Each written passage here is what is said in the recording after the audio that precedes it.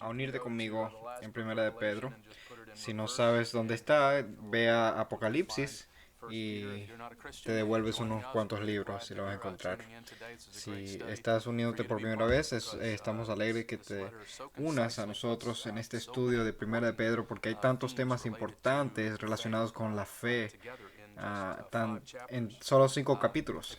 Si eres nuevo, siempre pasamos por libros enteros de la Biblia. Hace unas semanas pasamos por Eclesiastés, un buen libro para pasar a través de esta pandemia, ya que habla de las incertidumbres de de la vida. Y ahora estamos en Primera de Pedro, que es un gran libro para leer en esta crisis reciente, hablando del pueblo de Dios siendo un pueblo diverso. Habla del carácter de la iglesia, de nuestra misión en el mundo, habla del gobierno, habla de conflicto, persecución, liderazgo y más. Así que estoy feliz de que estemos en este libro, en este tiempo. 1 Pedro 1, versos 22 hasta el capítulo 2. Puesto que en obediencia a la verdad habéis purificado vuestras almas para un amor sincero de hermanos, amaos unos a otros entrañablemente de corazón puro, pues habéis nacido de nuevo, no de una simiente corruptible, sino de una que es incorruptible, es decir, mediante la palabra de Dios, que vive y permanece.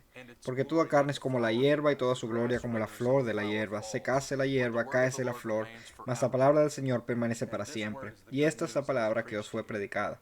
Por tanto, desechando toda malicia y todo engaño e hipocresías, envidias y toda difamación, desead como niños recién nacidos la leche pura de la palabra, para que por ella crezcáis para salvación, si es que habéis probado la benignidad del Señor. Esa es la palabra de Dios. Vamos a orar. Padre, decimos con el salmista, si tu palabra no hubiera sido nuestro deleite, hubiésemos perecido en nuestra aflicción. Nos deleitamos en tu palabra, aún en medio de nuestra aflicción. Oramos que tú nos alimentes hoy por tu palabra. Oh Señor, muéstranos a ti mismo y muéstranos nuestro pecado y muéstranos a nuestro Salvador. La Biblia es donde vemos al Salvador, que lo podamos ver hoy y que nos cambie. En el nombre de Jesús oramos. Amén. Hay una pequeña canción que escribió Juan Bunyan, un pastor en Inglaterra, y lo metieron en la prisión por 12 años por predicar el Evangelio. Ahí escribió el libro El progreso del peregrino. Y en esta pequeña canción que rima, resume mucho de lo que vemos aquí en el libro de Primero de Pedro. Pedro está describiendo cómo la iglesia es el pueblo de Dios del nuevo pacto. Tenemos poder para hacer la voluntad de Dios. A lo mejor has escuchado esto antes, pero esta es la rima. Dice Juan Bunyan. Juan Bunyan dice, corre Juan, corre, manda la ley, pero no nos da ni pies ni manos. Mejores noticias el Evangelio nos da. Nos ayuda a volar y nos da alas. El Evangelio nos da un poder para vivir la palabra de Dios, nos da alas, como dice Juan Bunyan. Pero también me encanta como el nuevo pacto, en un sentido, está levantando la barra, la está haciendo más alta a las expectativas de Dios de nosotros. Estamos llamados a volar, no solamente a correr, como dice Juan Bunyan. El Evangelio realmente nos cambia y nos empodera para hacer algunas cosas, particularmente para amarnos los unos a los otros, para matar los pecados que destruyen la comunidad. El Evangelio nos da nuevos deseos, nos da nuevos maneras de probar al Señor. No tenemos que unirnos a la iglesia, no tenemos que hacer estas cosas, sino que lo hacemos porque deseamos hacerlo. ¿Sabes? Alguien me dice, bueno, tienes que amar a tu esposa. No, deseo amar a mi esposa. El Evangelio nos da nuevo poder. Quiero que veamos este texto hoy con este tipo de de esperanza nuevo testamental o nuevo pactal, del nuevo pacto. Pedro nos está llamando a ser pueblo del nuevo pacto. Y aquí tenemos un nuevo foco. Aquí gramáticamente hay dos imperativos, dos mandamientos. El primero está ahí en el verso 22. Dice, amaos unos a otros. Y el segundo está en el capítulo 2, verso 2. Desead como niños recién nacidos la leche pura de la palabra. Ahora, el capítulo 2, verso 1, desechando toda malicia, no es un imperativo. Tiene la fuerza de un imperativo, pero no es técnicamente un imperativo. Pero quiero usar estos tres imperativos para ver nuestro sermón de esta mañana. Básicamente son tres exhortaciones para ser una comunidad saludable de la fe, una comunidad que está usando el poder nuevo que nos da el Evangelio. Vamos a verlo. Amaos unos a otros, los otros, eliminan los pecados que destruyen la comunidad y anhela el alimento espiritual. Tres exhortaciones muy apropiadas en este tiempo. Amaos unos a los otros. Pedro, a través de esta carta, desarrolla una imagen hermosa de la iglesia. Y aquí la iglesia se identifica como una familia. Vemos aquí el lenguaje familiar que Pedro usa cuando habla acerca del amor fraternal, un amor familiar de hermanos. El tema aquí en este párrafo, en el verso 22, es esta idea de amar los unos a los otros entrañablemente. Eso es lo básico del Nuevo Testamento, del cristianismo, pero nunca nos salimos de aquí. El Señor dice, un nuevo mandamiento les doy, que se amen los unos a los otros, y por esto toda la gente sabrá que son mis discípulos, si se aman los unos a los otros. Pedro estuvo ahí cuando el Señor le lavó los pies a los discípulos, en esa ocasión sagrada, cuando les dio un ejemplo de amor sacrificial, les dio un ejemplo que sería una sombra de su demostración más grande de amor en la cruz. Y se nos dice que sigamos a Jesús amando los unos a los otros. Nuestro testimonio es dañado cuando no nos amamos los unos a los otros. Las peleas internas marcan muchas instituciones cristianas y debemos darnos cuenta que el enemigo no está entre nosotros. El enemigo es el malvado, el enemigo de nuestras almas. Nuestra misión es avanzar el evangelio al mundo, pero a menudo no estamos haciendo lo que hace Pablo lo que dice Pablo en Efesios, que es estar al lado de uno de los otros como cristianos, batallando juntos. Me recuerdo esta película que se llama Recuerda los Titanes. Estos estudiantes en una escuela de la secundaria, y habían tensiones raciales, ¿no? Y en el equipo de fútbol se empiezan a pelear, y entonces Denzel Washington, que es el protagonista y es el coach, el director del equipo, y se los lleva a un campamento de fútbol por una semana, y se hacen muy buenos amigos ahí, y se empiezan a cantar juntos y se vuelven uno. Y al final de la película hay una escena muy, muy conmovedora cuando Gary, uno de los líderes blancos, está paralizado. Quedó inmóvil en una camilla, y Julio, uno de los muchachos morenos, llega al hospital a visitarlo, y la mamá le dice al muchacho, mi hijo solamente está esperando para verte a ti. Y cuando entra Julio al cuarto, la enfermera le dice, oh, lo siento, solamente la familia está permitida aquí. Y Gary, el muchacho en la camilla, le dice, enfermero, ¿usted no ve que somos hermanos? ¿Sabe? Somos hermanos. Dejaron de parar de pelear, y se volvieron una familia. Eso es una ilustración muy apropiada para nuestro tiempo, creo. Y de este texto también. Debemos reconocer que el enemigo no es nuestro hermano y nuestra hermana. Vamos a luchar juntos, vamos a cuidarnos los unos a los otros. ¿No ves que somos familia? Podemos decir de otros hermanos y otras hermanas. Si el fútbol puede unir a la gente, ¿cuánto más el evangelio puede unir a la gente? Una de las cosas más tristes, una de las cosas que más resaltaban de la iglesia primitiva, de la iglesia cristiana, es cuánto se amaban los unos a los otros. Si alguien espiaría en la iglesia hoy, ¿cuál sería la conclusión? ¿Nos amamos los unos a los otros? Supongo que depende de cuál iglesia ellos espiarían, pero de muchas iglesias podrían decir, wow, se pelean mucho los unos con los otros. Iglesia, no seamos... demos este ejemplo de que estamos peleando los unos con los otros. Vamos a amarnos los unos a los otros entrañablemente de corazón puro. Pedro enfatiza esto más adelante en otro verso, en capítulo 4, cuando Pedro dice, sobre todas las cosas, ¿entienden esto?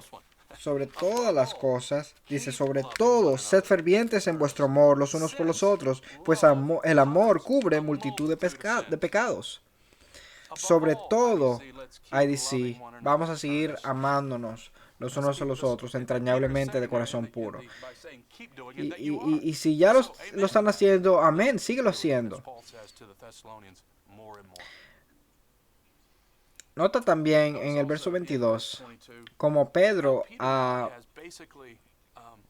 puesto el trío santo junto, ¿no? Verso 22 habla de su fe y de su amor, y luego habla de esperanza. Creo que eso es significativo porque estos cristianos están en un tiempo muy difícil. Podemos esperar algo radical que está sucediendo aquí, pero eso no es lo que Pedro hace. Pedro enfatiza lo básico en el medio de una crisis. Y quiero sugerir que son los básicos lo que debemos estar enfatizando. ¿Qué es lo que debe estar haciendo la iglesia? Tener fe en el Señor Jesucristo, nuestra esperanza común que tenemos de su venida, y esa esperanza nos da ánimo y nos consuela ahora en el presente, y deberíamos ser caracterizados por el amor. Y todo esto es posible, verso 23, porque hemos nacido de nuevo. ¿Por qué hay una familia entre nosotros? ¿Por qué es que lucimos diferentes externamente? Algunos de ustedes tienen mucho cabello y algunos de nosotros deseamos tener cabello. Algunos que tenemos diferentes etnias. A mí me gusta el hip hop, a algunos les gusta el hip hop, a algunos les gusta el jazz. ¿Cómo es que todos somos familia? Bueno, verso 23. Hemos nacido de nuevo. Tenemos el mismo Padre. Pedro ya nos dijo en el capítulo 1, versículo 14, somos hijos obedientes. Ahora, alrededor de este mandamiento, dice algo de nuestra conversión en dos maneras diferentes. Nacemos de nuevo, pero no dije algo en el verso 22 que también él dice, habéis purificado vuestras almas. No es una manera común de hablar de la conversión en el Nuevo Testamento, pero esto es lo que está diciendo Pedro aquí. La verdad es la verdad del Evangelio. Los santos habían escuchado las buenas nuevas del Evangelio y creyeron. Y Pedro dice que han obedecido el Evangelio. Ahora, nosotros no decimos eso a mucho, ¿no? Obedecer el Evangelio. Decimos más bien creemos el Evangelio. Pero el Evangelio habla así, se refiere a obedecer el Evangelio. Por ejemplo, en el capítulo 4, versículo 17, porque es tiempo de que el juicio comience por la casa de Dios, y si comienza por nosotros primero, ¿cuál será el fin de los que no obedecen al Evangelio de Dios? O sea, la idea aquí es que los incrédulos son aquellos que no obedecen el Evangelio. Pablo dice también en Romanos 10 y capítulo 15, Romanos 10, capítulo 15, porque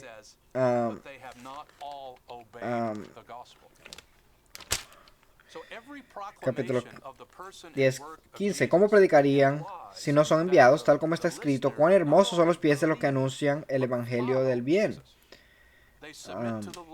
Porque no todos hicieron caso al evangelio. Esto es importante para nosotros notar aquí, porque esta frase de obedecer el evangelio dice que la salvación no es simplemente aceptar algunas ideas. No, involucran también una transformación de nuestras vidas. Y la meta de obedecer el evangelio, de seguir a Cristo, esto sucede, dice el texto, para un amor sincero de hermanos. Verso 22. Para un amor sincero de hermanos. Amor sincero de hermanos es esa frase, ¿no?, de Filadelfia, como la ciudad del amor fraternal. Pero la idea es aquí el amor que es entre familia. Somos familia. Vi a mi hermana hace unos días y nos disfrutamos jugando y al jugar con ella algunos juegos, ¿no?, mi hermana me decía, no se luce mi hermano como yo, no se parece a mí. Lo que nos hace hermanos y hermanas no es que nos parecemos externamente, sino que tenemos esta característica interna, que hemos obedecido el evangelio. No, nos parecemos porque nos parecemos a Cristo, nos parecemos porque tenemos valores comunes, tenemos una cosmovisión común. Nota cómo Pedro describe este amor. Dice que es sincero, no es falso. Y dice, de un corazón puro. Y debería ser entrañable. Dice, amaos unos a otros entrañablemente. O sea que no es una indiferencia casual. No puedes amar entrañablemente si no conoces a tus hermanos. No puedes amar entrañablemente si no conoces los nombres y las necesidades de tus hermanos y de tus hermanas. No dice amaos a la gente que se parece a ti. No hay nada sobrenatural de eso. Aún los paganos hacen eso, dice el Señor Jesús. Lo que hace nuestro amor diferente es que somos sacrificiales en nuestro amor. Hay algo de que nos hace sentir incómodos a veces con este tipo de amor, porque nace de un corazón puro. Esto es en contraste al capítulo 1 cuando habla de la hipocresía. Nota el corazón porque todo nace del corazón. Es un corazón puro que lleva a relaciones saludables. Esa es la primera frase de conversión. La segunda es en el verso 23, nacido de nuevo. Y esa es habla de la causa de ese nacimiento y es la palabra de Dios. Dice, ha nacido de nuevo de una simiente corruptible. Eso es lo dramático que es. Pedro está diciendo que este llamado al amor está arraigado en este nacimiento de nuevo. Como dice Juan también, que sabemos que hemos pasado de la muerte a la vida. Me pregunto cómo tú completarías esa frase. ¿Cómo? Porque amamos a los hermanos. Así es como sabemos. ¿Y cómo se manifiesta este nacimiento? ¿Cómo viene? ¿Cómo sucede? Viene a través de la simiente de la palabra de Dios. Es así como nace el pueblo de Dios nace de nuevo. Así es como el Señor hace que gente inteligente y gente no tan inteligente nazcan de nuevo. Es todo a través de la palabra de Dios. Es el Evangelio. Y como una nota, deberíamos hablar el Evangelio a tanta gente como pudiéramos, porque así es como sucede. La gente viene a la vida.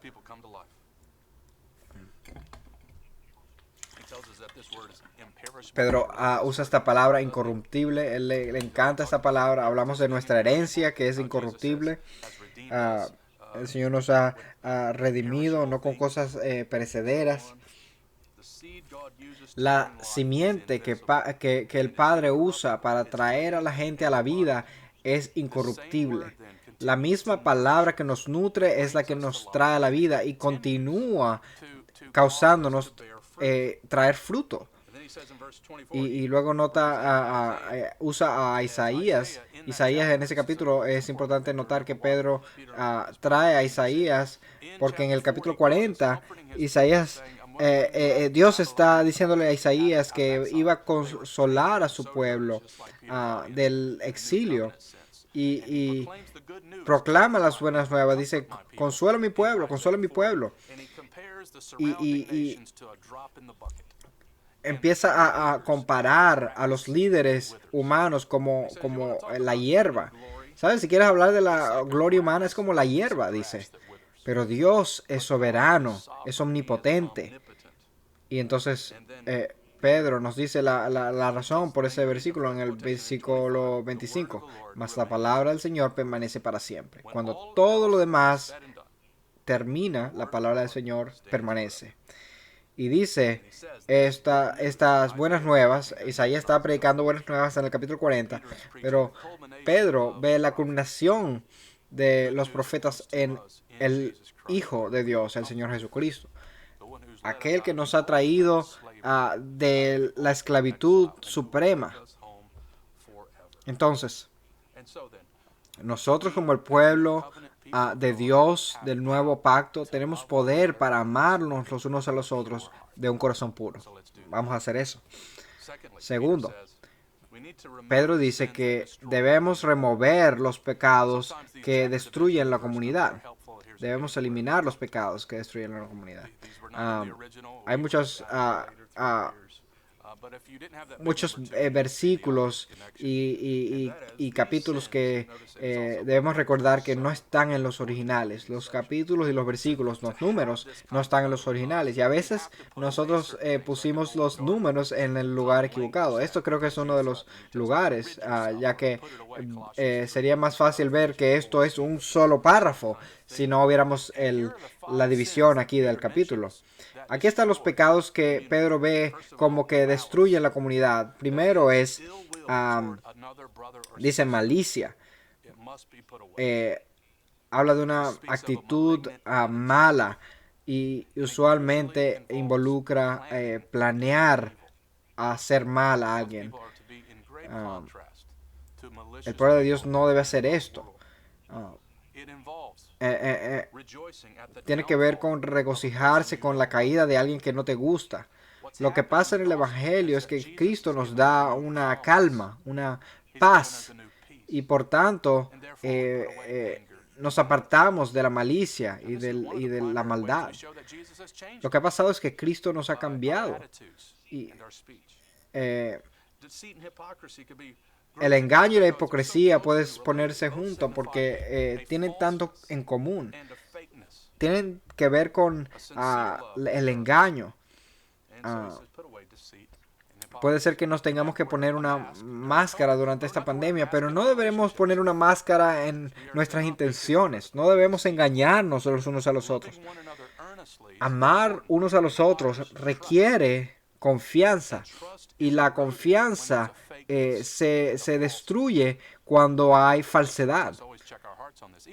Pedro es aquel que es reprendido por Pablo en Gálatas 2. Dice que Pablo reprendió a Pedro por su hipocresía, porque se rehusó a comer con los gentiles, aun a pesar de que Pedro dice que él creía en la justificación por la fe. Sin embargo, hubo un momento cuando Pedro cayó y se desasoció de algunas personas por su etnia.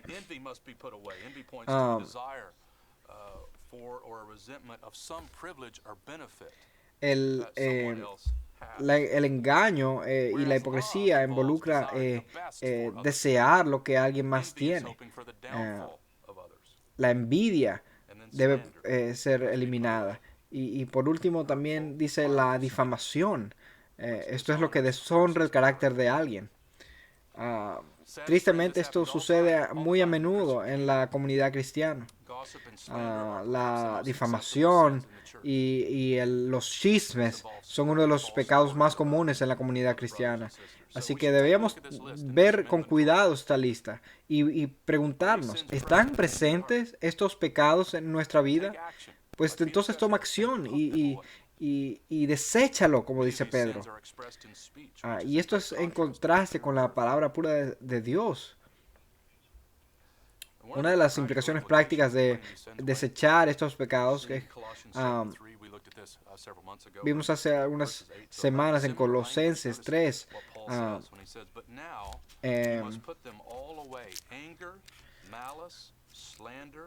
Colosenses 3, capítulo 3 y versículo 8 dice, capítulo 3, verso 8, pero ahora desechad también vosotros todas estas cosas, ira, enojo, malicia, maledicencia, lenguaje soez de vuestra boca. No mintáis los unos a los otros, puesto que habéis desechado al viejo hombre con sus malos hábitos, y os habéis vestido del nuevo hombre, el cual se va renovando hacia un verdadero conocimiento, conforme a la imagen de aquel que lo creó. Una renovación en la cual no hay distinción entre griego y judío, circunciso e incircunciso, bárbaro, escita, esclavo o libre, sino que Cristo es todo y en todos. El resultado, la implicación práctica de poner y desechar estos pecados es unidad en la comunidad de Dios. Las barreras raciales son destruidas. Las barreras culturales son destruidas. Las barreras sociales son destruidas. Esto tiene similitud también con Gálatas, cuando Pablo dice que no hay judío ni griego. El evangelio trasciende estas barreras. Esto hace un impacto profundo en el mundo pagano, y eso también puede hacer un impacto profundo en nuestro mundo hoy. Y mira, nota el clímax cristocéntrico ahí. Cristo es todo. Cristo nos une a todos porque los creyentes están en Cristo. No significa que Cristo elimina nuestra cultura o nuestro trasfondo cultural. No. Estar en Cristo no significa que somos uno externamente, sino que en medio de nuestra diversidad, la gloria de Cristo es magnificada en nuestro amor y nuestra unidad. Y eso no sucede si no ponemos estos pecados y no desechamos estos pecados. Tercera exhortación. Anhela el alimento espiritual. Cuando nosotros anhelamos el alimento espiritual, no somos marcados por división o por las luchas amargas. Nota lo que dice: desead como niños recién nacidos la leche pura de la palabra, para que por ella crezcáis para salvación, si es que habéis probado la benignidad del Señor. La admonición central ahí está en el verso 2. Desead como niños recién nacidos la leche pura de la palabra. Hemos sido salvos, estamos siendo salvos y vamos a ser salvos. Y la manera como este proceso funciona es a través de la palabra de Dios. Vamos a ser en última instancia salvos y crecer en nuestra salvación a través de la palabra de Dios. Pedro se refiere a nosotros como niños recién nacidos, y algunos leen esto pensando que Pedro está hablándole no solamente a los nuevos conversos, pero no. Esto creo que es una analogía a nuestro crecimiento espiritual. Nosotros crecemos sin importar cuánto tiempo tengamos en la fe, todos de la misma manera. Esto muestra cuán dependientes somos de Dios, de nuestro crecimiento espiritual. A algunos les he dicho en la clase de predicación que debemos enfocarnos en la acumulación del crecimiento a través del tiempo. No a menudo no vemos el cambio en un día. Es así como cuando los niños vienen a ti para desayuno, y cuando mis niños estaban pequeños venían para comer en la noche, y nos sentábamos a la mesa y no lucían de ninguna manera diferente. Algunos de ellos incluso tenían la misma ropa. Pero cuando subías por las escaleras y veías las fotos en la pared, wow, decías, wow, ¿cuánto han cambiado? ¿Y por qué han cambiado? Bueno, porque han venido a la cena todos los días. Y así es como crecemos espiritualmente, es porque venimos a diario a alimentarnos. Mi primer trabajo como pastor no es que tú recuerdes todos mis puntos. Ni siquiera yo me recuerdo todos mis puntos de sermón. No, mi primer trabajo es que seas nutrido, que seas alimentado. Y Pedro está hablando aquí de leche y no como la misma manera como Hebreos habla de la leche, dice de una manera negativa que debemos dejar la leche y comer carne. Pero Pedro está hablando aquí de una manera positiva, que necesitamos leche.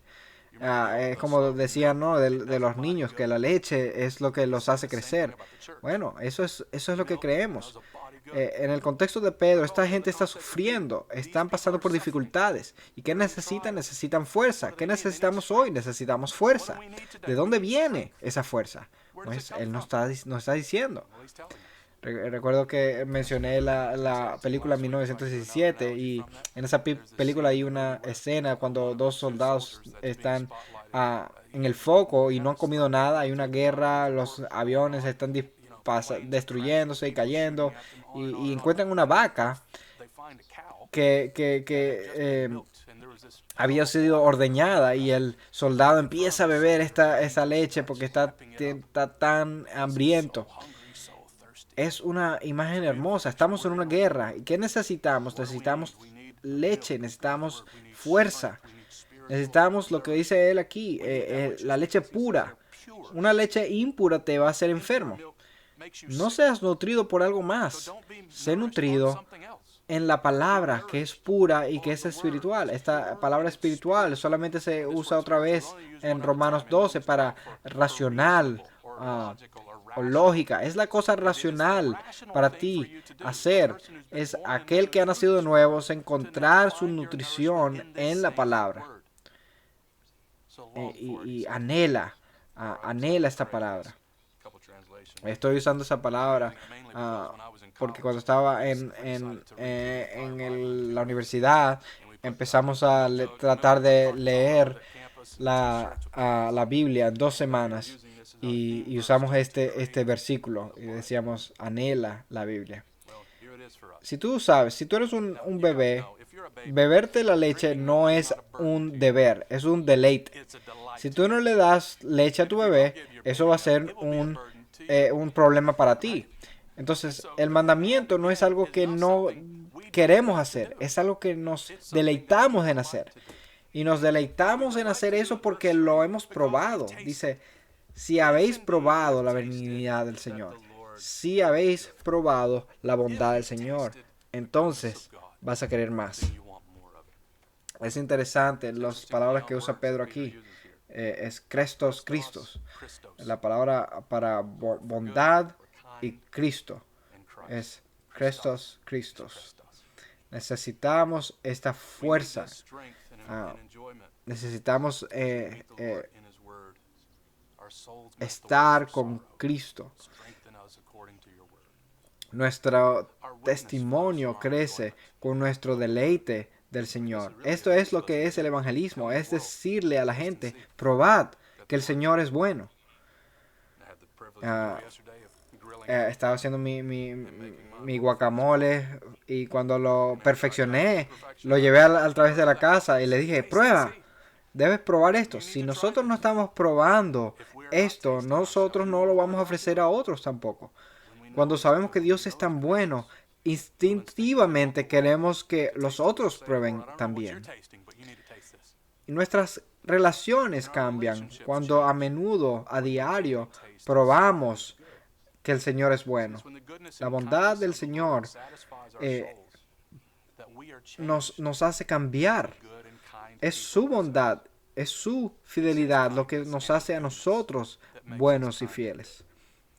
En Santiago, Santiago habla de que lo que nuestras expectaciones, lo que deseamos es lo que nos lleva a pecar. Bueno, de la misma manera, cuando nosotros deseamos algo santo, cuando deseas la leche pura de la palabra y deseas al Señor, eso trae cambios en tus relaciones y en tu vida. Y lo último que voy a decir es, ya se me acabó el tiempo, pero quiero que veas en Primera de Pedro cuánto él está dependiendo del Salmo 34. Y solamente tengo un minuto para hacer esto, pero en el verso 3 él cita directamente del Salmo 34. Pero también en el capítulo 3, verso 10, ah, verso 12, perdón, verso 10 al 12, vuelve a citar del Salmo 34. Y hay varias conexiones con ese salmo y esta carta. Y quiero resaltarlas porque estos temas desarrollan cuán bueno el Señor es y por qué necesitamos el alimento espiritual. Una de las cosas que les da consuelo a David en el Salmo 34, David está en exilio, estaba huyendo de Abimelech y necesitaba el consuelo de la liberación. ¿Por qué necesitas ir a la palabra del Señor? Porque necesitas consuelo. Otro tema en ese salmo es la esperanza. El Salmo 34 le urge al pueblo de Dios a esperar en Dios en medio de las pruebas. ¿Por qué vamos a la palabra del Señor? Porque necesitamos consuelo, necesitamos esperanza. Más aún, otro de los temas en el Salmo 34 es honor. Tanto Pedro como David dicen que aquellos que confían en el Señor no van a ser puestos avergonzados. Vamos a verlo eso más aún la semana que viene. La audiencia de Pedro está siendo marginalizada. Pero Pedro les recuerda que aquellos que confían en el Señor van a ser honrados. Ah, Eso es lo que dice Salmo 34 también. ¿Por qué necesitamos la palabra del Señor? Debemos ser recordados cómo todo va a terminar. Debemos tener en mente la vista larga de la historia, cómo va a terminar. Sí, puede ser que el mundo te avergüence hoy, pero vas a ser honrado. Eso lo vemos en la Escritura. Amigos, esta es mi último exhortación hoy. Es que te deleites en la palabra del Señor. ¿Cómo? Bueno, Jorge Muller, un hombre de fe muy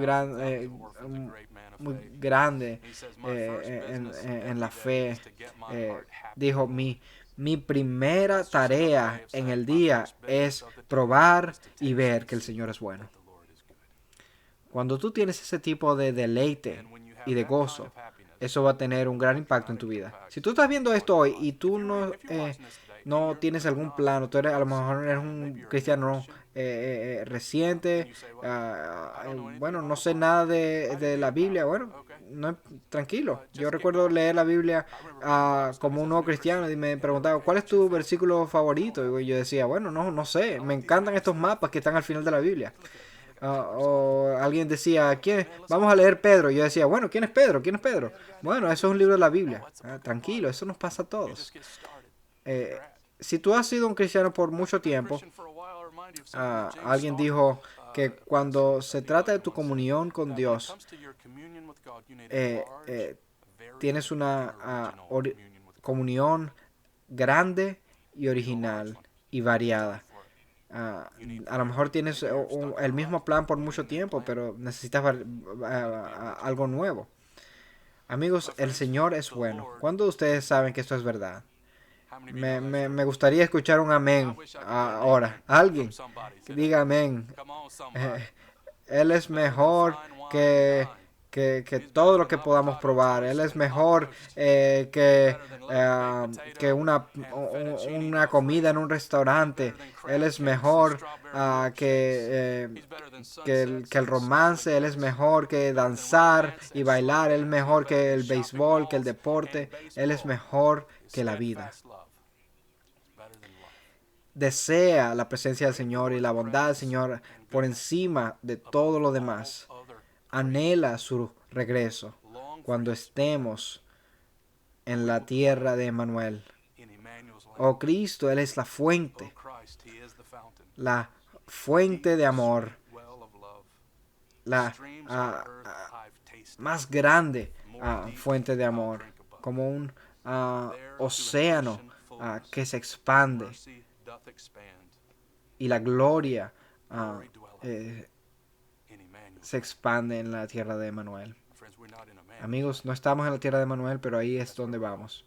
Que el Señor nos fortalezca día a día hasta que veamos a Cristo Jesús y le digamos, tú eres bueno y tu amor es para siempre.